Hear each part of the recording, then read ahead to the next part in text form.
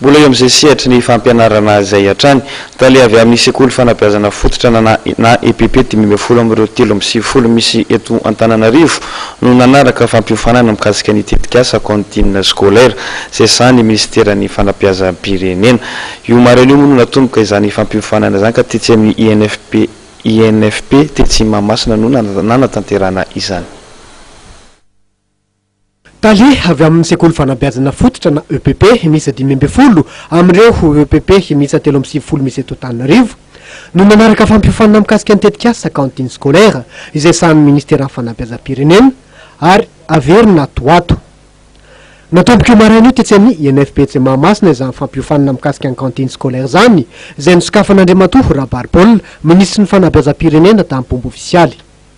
Ny tanjonsika dia tsy hijanona amin'ireo dimy-ambin'ny folo ireo fa andrana fotsiny le dimy-ambin'ny folo ahafahana mijery hoe ahoana no ahafahana mametraka cantine scolaire tao Antananarivo.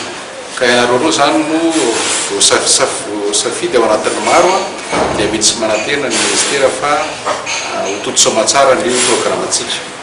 Misy EPP sahirakirana anankiray tsy diso le 3 angara ohatrany hoe somary tarakely izy dia mbola ho jerevanao zany ny fomba ahafahan'ny rehetra ny miresaka hoe rehetra na ny ministera na ny draine na ny sisy koa manampy azy fa ny tanjontsika dia nareo 10 EPP dia azo amin'ny cantine scolaire dia milarisoanareo tafiditra ihany koa ao anatin'ilay tetikasa programme pays taona 2024 sy 2025 ity resaka cantine scolaire ity. Varsloka io no eritreretina hofananareo mpianatra manodidina ny 524 sy 2 alina avy amin'ny kilasy Giarabola hatramin'ny kilasy 7.